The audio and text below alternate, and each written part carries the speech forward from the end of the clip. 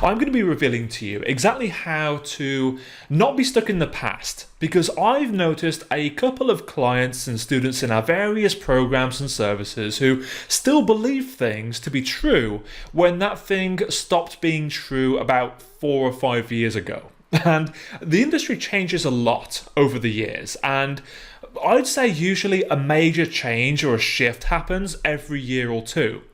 Now, if you're still pursuing things that were true 5 years ago or longer, I'm not surprised why you're not seeing results, okay? Because sometimes things just don't work as well as they used to, which is why we update our programs, which is why we always come out with new ones, and so on, right? To make sure that everything is as current as possible. So in this session, I'm going to share with you 5 things which are the major shifts that have happened in the last 5 years. Okay, so 5 things in 5 years. All right, let's go. Now, the first one, I've made a little list on my phone here as usual, just so I don't forget things, is that low ticket offers are dead. Okay, so you might think, James, you're telling me how to create a low ticket offer in the inner circle, right? How can you say that? Well, let me explain, let me clarify specifically. So low ticket offers are dead if you just sell low ticket offers. Okay, the day of just selling a $7 product and making bank, of making enough income to live on, is gone. That was gone 5+ years ago. Yet some people still believe that to be true, because all they see from a customer perspective is what people do on JVZoo and Warrior Plus and all these other scammy forum-based special offer type websites where it's like this new software will allow you to sell services to offline businesses. It's only $5. And it's only available for the next 10 people, stuff like that, which is a digital product. How can, whatever.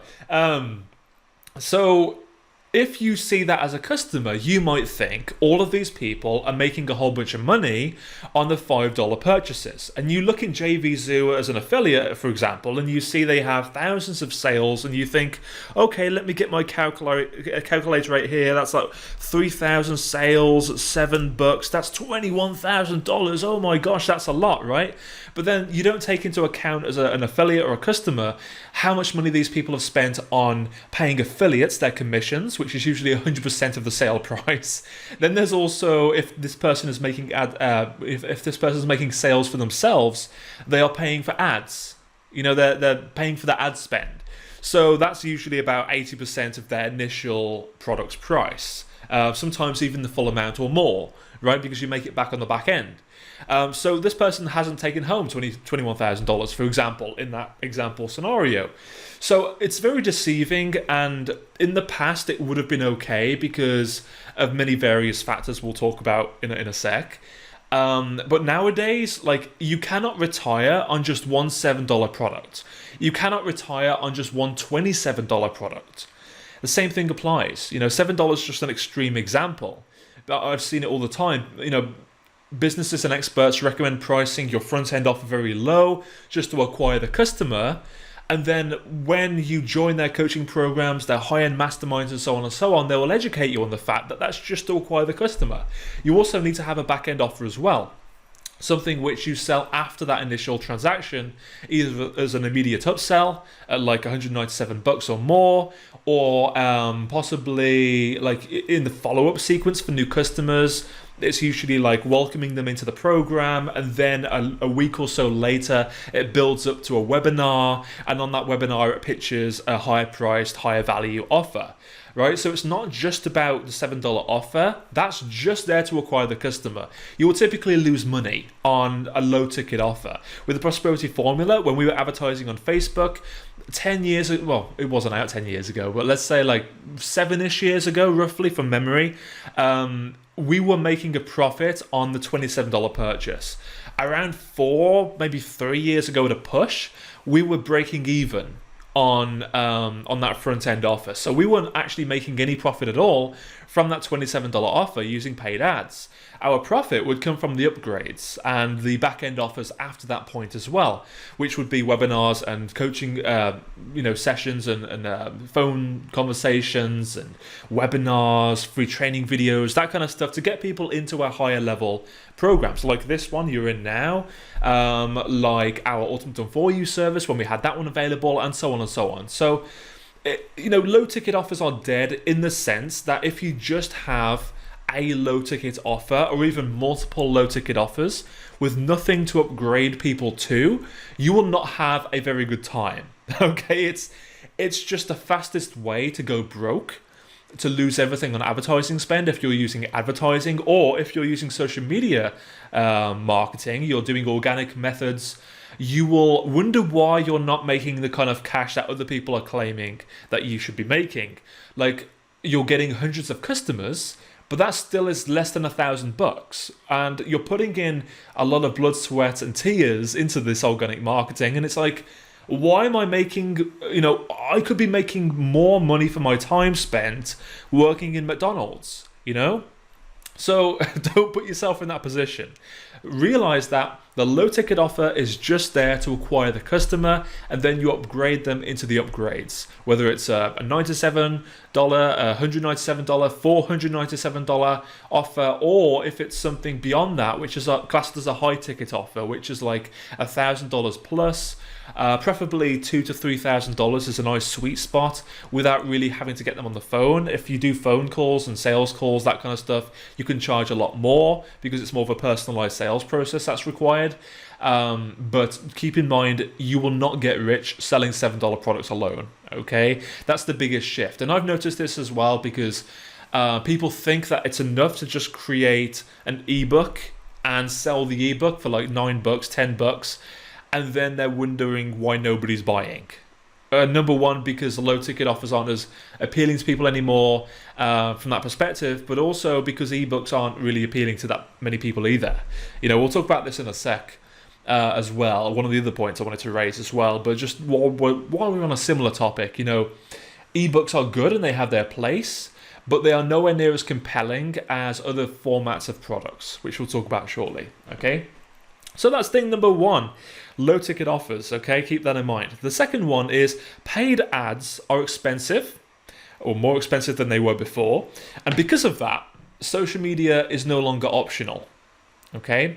Now, you can bury your head in the sand as much as you like and just keep waiting and see how this plays out. But I guarantee this situation will only accelerate itself as time goes on and become more true over time, okay? I know because I've been there myself. About 3 or 4 years ago, I was thinking, yeah, a lot more people are doing social media now, but I'm good with paid ads. I can't see paid ads going anywhere anytime soon. And then the costs started to rise. It was like Facebook ads is a prime example, Many, as I mentioned before, in the past we were making a profit on our $27 offer, even though we were running the exact same ad as later on, a few years later, which was less profitable a few years down the line. The only variable that changed was really, or not the only variable, but the main variable was the fact that the traffic prices were double of what they were previously. And they just continue to rise because more and more people are using Facebook ads and wanting the faster approach, and especially as more people are teaching paid ads now as well, it's kind of like more people are trying, and that's why so many people get their ads banned. They get their ad account banned completely because they're kind of rushing it. They don't really know what they're doing, and they end up making mistakes and breaking the terms of service. Advertising guidelines, that kind of stuff, and they end up rushing things, getting their account banned, which is not a very pleasant experience as a whole anyway. But if they do manage to get past that hurdle, they have an ad which is approved and their account is in good standing, they are also competing with a lot more people than they were before, a lot more advertisers, I should say. So therefore, because there's only a limited amount of inventory, a limited amount of places for your ad to go on the feed and other places around the platform as well, it's like you're basically competing in an auction with the other advertisers, and generally the person with the ad that has the most engagement and also that's willing to pay the most will get the most exposure. And if your ad is not competing with other people at a good enough level of engagement and positive user experience, Facebook will often, and many platforms as well are following Facebook's suit of doing this, but they will often penalize you with having higher ad costs. So it might, in the past you may have gotten a click on your ad for like 50 cents, which was dreamland. That was incredible. And then over the years, it climbed up to a dollar or so per click, and that was still okay. Now it's like $2 or $3 a click on Facebook ads. And if you take into account that the average conversion rate is about 2%, so it's going to cost you, let's say now I've not used paid ads for a while, but if we use say $3 per click and we multiply that by the average conversion rate, so 2%, how would we do that? So let's say, let's just do that, right? Let's just say it's going to cost you $300 to make 2 sales, right? So $150 a sale. So it's crazy, right? So it's going to cost you $150 just to acquire the customer. And if you're charging $7 for that sale, guess what? You make a loss of $293 just to acquire a $7 offer customer, right? So you can see why people go broke with paid ads now, because the costs are so high.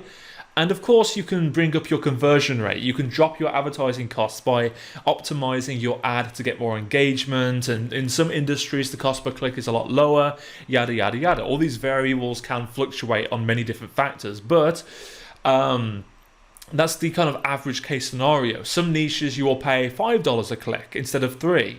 Some niches you'll pay even more, depending on how competitive those niches are. And that's what I've seen in my experience as well. And that's why we do still use paid ads every now and again, like when we have a promotion going on or we've got something new coming out. Right now we're not running any paid ads at all, because we're focusing 100% of our efforts on getting Elevate out there to our existing audience, optimizing our sales funnel, sales videos, sales messaging, copywriting, that kind of stuff. And our social media accounts, we're trying to grow those as much as we can as well, while keeping the right types of people into our audience, instead of like attracting the maximum number of people, which never goes well. It's just not a great way to go. Just bump up your numbers for vanity metrics' sake. But we're not really running any paid ads right now, and our income has not really changed. It's down a little bit, as you can expect, while we work on Elevate, but it's not like night and day. And it's like, well, why would I bother running paid ads then if our income hasn't really changed? And organic is way more cost effective and more scalable as well. Instead of like having to pay for every single click, you are just getting free traffic. And if you do better and you come out with better videos, you improve your content, you grow your followers, you can put out a piece of content and you instantly get a bunch of free traffic. Whereas with paid ads, you have to pay for that traffic. Hopefully that makes sense. So that's why I've fallen in love with social media ads. It's just they're way cheaper than paid ads, and also you typically get better results because these people have already heard of you before and they've interacted with your content, whether it's reels, photographs, your stories every single day if you're posting them, and so on and so on. They've already been nurtured essentially. So paid ads, if you know what you're doing and you are willing to optimize the process over a period of time, which is typically a month or two, you can get some incredible results, especially if you have a good offer, if you have good marketing, if you have good copywriting and everything in between, and you basically know what you're doing, right? You've already optimized the process and refined everything to get a good ROI, then paid ads is a great way to go. But I don't recommend doing that until you've done all of those things first. Like you've refined everything, optimized everything, and you can do that with paid with free organic methods, and then use paid ads. So that's what I recommend doing now. That's what we teach in Elevate. We just come out with that. It's like focusing on social media organic marketing first, get as much free traffic as possible, get a proof of concept for your offer, refine everything with free organic methods so you're not putting yourself in the hole, and then using paid ads afterwards. And again, paid ads is still an okay strategy if you know what you're doing, you learn the right things, you optimize everything, and you're more patient with that aspect of things, and you can get faster results than you would do with organic methods. But if you are kind of conscious about cost and stuff, and your industry is quite competitive, then organic methods may be better for you. All right. So there's not really a right or wrong way to do that. I'm not saying paid ads are evil. I'm just saying that social media organic methods may be better off for you if you're just starting out and you don't really have a proven offer yet. Okay. So I would say social media is no longer optional. By the way, even if you're still using paid ads, I still recommend doing social media as well, because it's a great way to nurture your audience. Even if people are opting into your email list, I recommend having your social media profile buttons or whatever, or links or whatever, at the bottom of every email you send. Like follow me on Instagram, TikTok, Facebook, whatever you're choosing to use. And then interact with your people on social media. And that's just going to increase the conversion rates of your offers overall, because people actually have been nurtured by you on social media. They're seeing email and they already have, I guess they kind of feel like they know, like, and trust you. You know, the three big things. So that's the big one. That's one of the biggest things that have changed. Now, the next one is that your personal brand is more powerful than copywriting. This is a major deal. I'd probably say it's as important as that last point I just raised. So in the past, around 5+ years ago, everything was about copywriting. It was like you could get somebody who'd never heard of you before, they'd see a sales page for $1,000 and they would buy it just based on the copywriting alone. And that was commonplace. They didn't really have to know who you were, because not many people were doing that. And it was kind of new to them. It was like, oh, okay, this is something I've never seen before. I'm going to go ahead and do it. Whereas now, so many people are doing this kind of stuff. There are so many different other competitors in all these different niches that copywriting alone is not going to sell your offer for you. Okay, copywriting is not being replaced. It's not going anywhere. You always want to position your product in the best light, whatever you're selling in the best light, but it's never gonna like replace the need for a good personal brand. So this is what I mean. Imagine you have two people and they're exposed to your marketing message in different ways. Person number one, right? Let's just call them person number one for easiness sake, because I'll forget the person's name in about 5 minutes.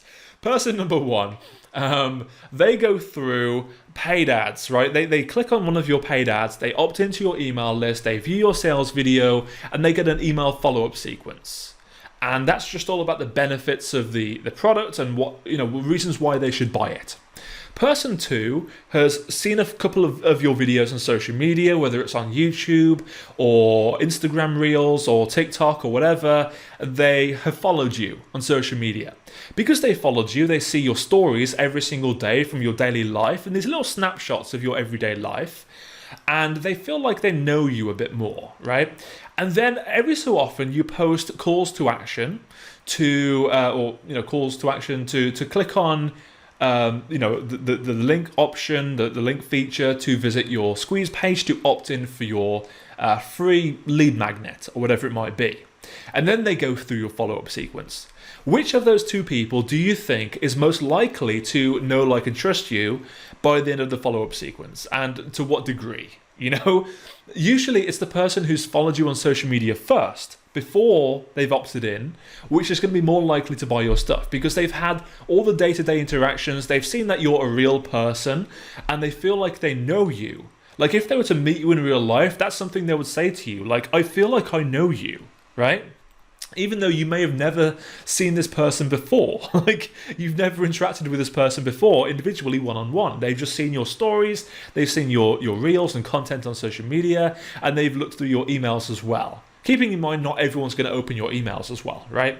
Which is another thing as well. You know, email is still very popular. It's not going anywhere. I mean, you check your emails every day, right? I know I do. Most people check their emails every day, let's say. So even sometimes multiple times a day. So email's not going anywhere anytime soon. But social media is just like another layer of branding and another layer of nurturing people to become familiar with you to the point where they buy your stuff. You know? So when you have bad copywriting and you're sending people over to a sales page with bad copywriting, people forgive you for it, right? When they know who you are, they're already sold before they've even read the page. You could just have an order form, send people to the order form, and they'll buy from you. Even if there's not really any copy about the product, because they trust you and they know that you are the bee's knees. Let's put it that way. So when you have somebody who hasn't interacted with you before, they haven't been nurtured on social media, they opt into your funnel, the copy does all of the heavy lifting, like all of it. And then the follow-up sequence is a little bit of nurturing, but it's nowhere near as much as they would get with social media. So your copy better be damn good if you want to convert that person who's never heard of you before into becoming a customer. And this is why people fall flat, because they're letting the copy do all the heavy lifting and their copy sucks. So it's not compelling enough to turn somebody who's never heard of them before into a customer who actively wants to purchase, even though they've never really known much about you up until this point. So when you have a good personal brand with social media, with your emails as well, when you have YouTube videos and stuff like that, you're sending your YouTube videos to your list and you build that nurturing factor over time. That's when you can just send people to an order form if you don't have the copy yet and still make sales. That's exactly what I did with Elevate. I didn't have a free training video or a VSL, a video sales letter. I didn't have any sort of copy for a sales page. All I did was send people to an order form to pre-order the program, and people purchased because they'd had experience with me prior to that, right? Whether it's buying some of my low ticket offers, which again goes back to the whole customer acquisition thing, get people in at the low end and then upgrade them to the higher priced, higher value stuff. But even people who never purchased anything from me before, they just told me I purchased because of social media stuff. They were watching my stories regularly, or looking at my content regularly on YouTube or whatever else, right?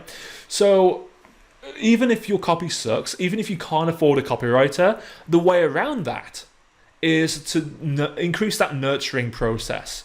Social media, emails, YouTube videos, basically be everywhere you can possibly be and send all of that content to your email subscribers. Even if you have to do like a weekly recap, if you post so much of it that you just be bombarding people with new content every single day, then just do a weekly recap. Like, by the way, if you've missed this content this week, here's the stuff I posted this week. Thing number 1, title with a clickable link. Thing number 2, title with a clickable link. And just list them. Based on the title, they can select which ones they're interested in and check out the rest of your content while they're there as well. That's what we do. We do a bi-weekly recap when we have time. So we try and do this on a Saturday, which isn't always convenient because I usually like to reserve my weekends for myself, but it takes me like 15 minutes. And I often do this in the morning, assuming I've not got anything else planned. I'll just spend 15 minutes while Michelle is still in bed and having a lay in the morning. I'll just go on my laptop and just say, hey, here's what you've missed this week. Here's what I posted this week. And that is just incredible for nurturing. And I know because people have told me, James, I joined because I love your stuff on YouTube, Instagram, whatever. So that's that. The next one is trick tactics no longer work.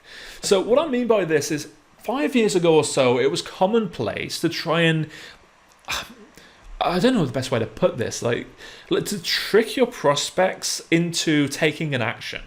So a good example of this is exit pop-ups. So when you go to exit the page, and then there was at least many years ago, in most browsers, there would be a message that pops up and stops you from exiting the page. It would say, wait, before you go, and then there'd be a huge list of text, and you could say whatever you wanted in that little alert that would appear. And some people even took this way too far and had multiple exit pop-ups. So you'd say, exit the page with a cross button in your browser, and then it'd be like, wait, it'd flash and stop you, right? And then it'd be like, wait, before you go, something whatever. And then you put yes or no. Yes if you stayed on the page, or it will cancel if you stay on the page, okay if you want to exit the page, something like that. But then when you exited the page on that option, it would open up another one. And it'd be like, oh, before you go, just one last thing. And then it would keep doing that over and over again. Like, sometimes I saw this up to 5 times, which is ridiculous. Now, some people would do this with like a paid offer. They would have the original paid offer, an exit pop-up for a downsell of like a $10 coupon to get $10 off. It's like, wait, before you go, here's a $10 discount, which is the wrong thing to do psychologically anyway, because you're rewarding people for not taking action, which is like the opposite of what you want to do, right? And then after that point, it would be, okay, you're not interested in the paid offer. How about something for free? Here's a free video tutorial, or here's a free PDF about the methods. It's not explained in a video course, but it's a free PDF instead. Enter your email address to get it right away. And then you'd opt them into your list and then try and sell them the offer once you'd got their email address. And some people took this way too far and just did it over and over again. For example, now, over time, this changed. The browsers got wind of this, that people were doing this, and they they disabled the feature of being able to change the text in those alert windows. So now it just says, something like, I don't know the exact wording off the top of my head, but it's something like the window is asking you if you want to continue without saving your work, or something like that, depending on which browser you use, of course. Do you want to continue or stay on the page, right? So now you can't customize that text, and this has just completely destroyed all hopes of having exit pop-ups work correctly. And it's great. I love it because it's kind of eliminated all of those trick tactics, right? That's just one of many examples. Another example could be false scarcity, where it's like a countdown timer and it counts down like really quickly. In like, you got 34 seconds left to make this purchase before your cart is abandoned, or like your order is cancelled, or something like that. And then when it gets to 0, the timer just resets back to 34 seconds, right? So people see through that stuff nowadays, and no longer do you have to rely on a single interaction to make the sale. I think that's one of the big golden nuggets here in this specific point, is that in the past you were kind of reliant on one interaction because we weren't as focused on social media. People didn't really, pay attention to your emails as much as they do nowadays, especially if they interact with social media and stuff. So it's kind of like you had one chance, and this was your Hail Mary, right? Just get them to buy right away, otherwise you're not going to get them to buy at all.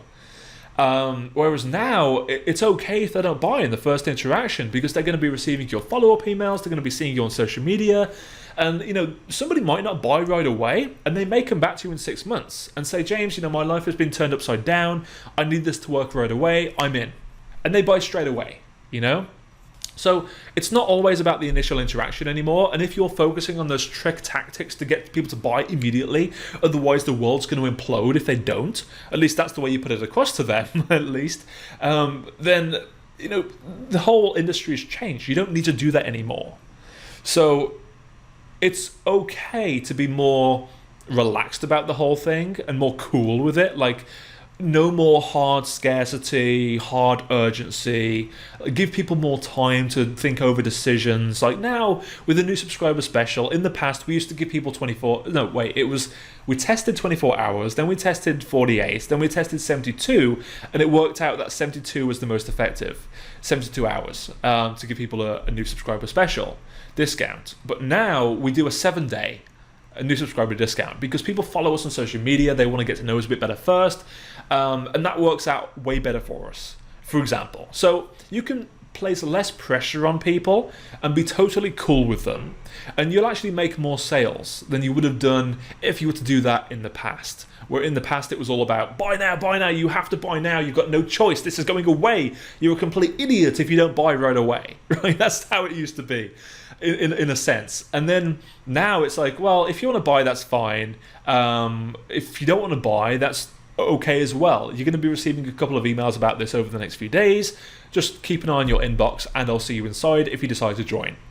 And that kind of approach is not only better for your mental health, because you're not feeling weird and icky about the sales process, but also it just feels more cool and authentic, So that's one big thing as well. Now, the last thing here, the last of the 5 things, is that the bar is set much higher than it used to be 4 or 5 years ago.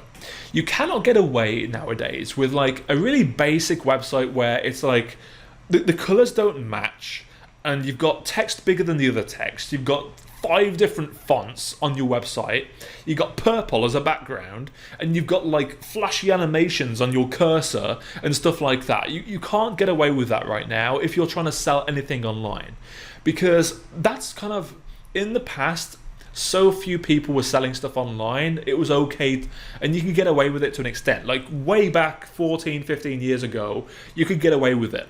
But as time has progressed, you've got more and more people doing this stuff, which has raised the standard. It's raised the norm.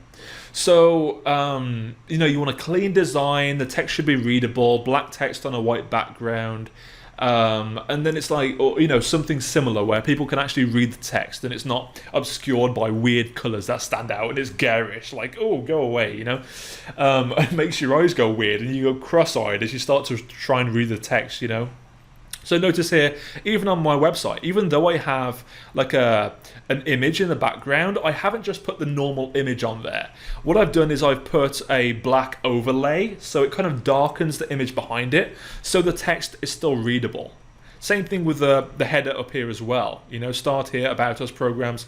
All of that is still readable because the darkened background, and also it's a light colored font on a dark background, and that works quite well. And I've not overlaid this navigation menu across my face or my shirt where this is also white, so it's not gonna create a problem with readability, for example. So you need to be aware that you cannot get away with a bare minimum anymore. You can probably make a couple of sales, but it's not going to get you to 10k plus a month like it may have done 5 years ago. Because people are comparing you. People will compare you regardless of whatever niche you go into. It's not like a niche is more saturated than others. I don't think a saturated niche even exists. There's no such thing. There's not really a point where you can enter a niche and just make 0 sales because it's too saturated. That's not the way the world works, right? Otherwise, every new business that's ever created would never succeed, ever. There'd never be any kind of innovation because it's too saturated, right? That doesn't exist. So where was I going with this? So keep in mind that, if you try and do the bare minimum, it's okay, but you will get much better results if you optimize the whole process. Ask your friends and family, hey, what do you think of my website? Because we're often too tied to our own designs and ideas that the general public may not agree with you, So, and that's the main thing that I've learned as well, is how can we make this mass market? How can we make it so that if I was to pick some random person on the street and ask them about my topic, would they understand what it is and how would they feel about it? And take that feedback on board. Your job really is to make your stuff be as mass market as possible, so your content can stand out and they can understand what it's all about, but also so most people can understand the message. If I was to approach somebody on the street and say, do you want to turn your passion into profit? They'd be like, oh, that sounds interesting. Doing something I enjoy. It makes sense to people, right? I could probably elaborate that on a bit more. But if I was to say to somebody, hey, do you want to make some money online with a digital product? They'd be like, what's a digital product? Or if I was to say, do you want to create an SaaS business? They'd be like, what's that? And then you'd have to explain, oh, it's a software as a service. It's like when you create some software, you sell it on a subscription, whatever else. And then it's like, oh, I'm not really interested. So it's you want it to be one sentence that they understand what you do. And that's going to get you far beyond what everyone else is doing, because they try and overcomplicate it to make themselves feel better about themselves, or oh, I'm so innovative. But it's you need to make sure that the majority of the population will understand what you do. So the bar has been raised, and often it's about being more simple with things and going more mass market than more niche down. You can niche down, but it's going to limit how much you can earn, because it's going to limit that pool of customers, especially on social media. Keep in mind that the majority of people on social media are just members of the general public. There's only a very small subsection of your niche that understands your verbiage and your wording of things, So keep that in mind. Those are the 5 main things that have changed over the last 5 years. So just to recap on all of those things is, first off, low ticket offers no longer work anymore if you just have a low ticket offer. It's okay if you have multiple offers and you have something at a higher price, then you acquire the customer and then you upgrade that customer into the higher priced, higher value offer. Perfect. That's the way you should do it. An alternative approach is not to have any low ticket offers at all. You can just go straight into the higher priced offer, and lots of people do very well with that.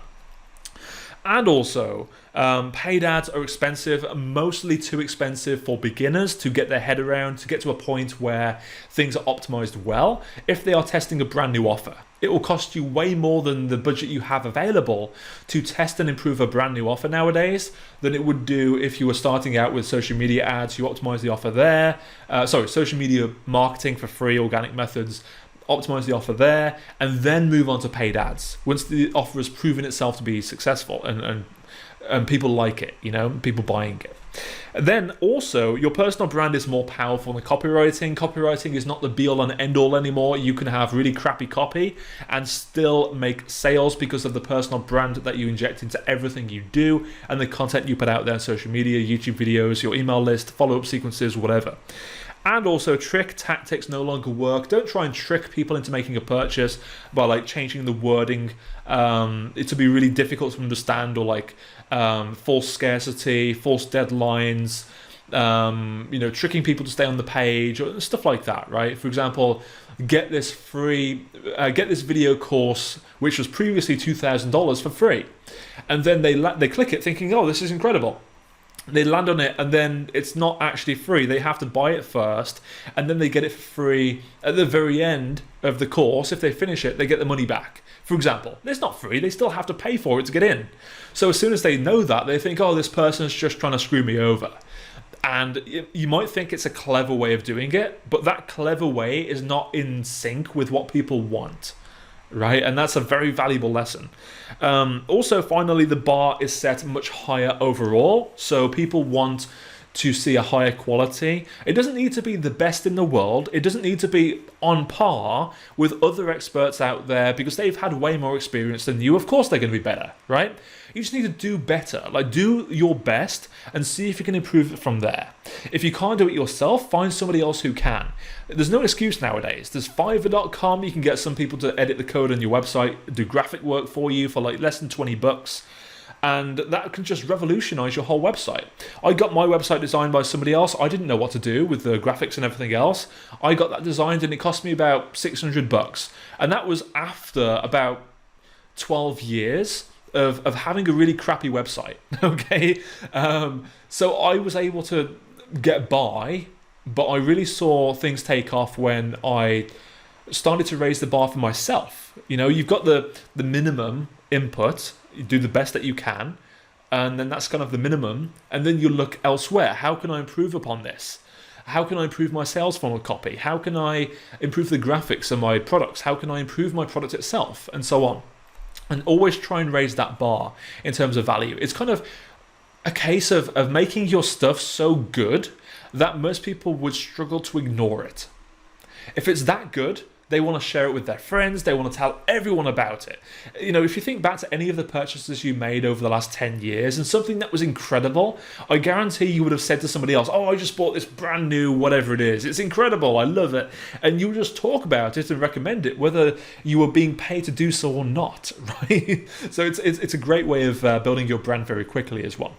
So anyway, those are the 5 things that have majorly changed over the last 5 years, which if you are still trying to do those things, you are living in the past and you will really struggle to see the kind of income and success that you want with your online business. So don't make those mistakes, don't live in the past, and take heed of my advice.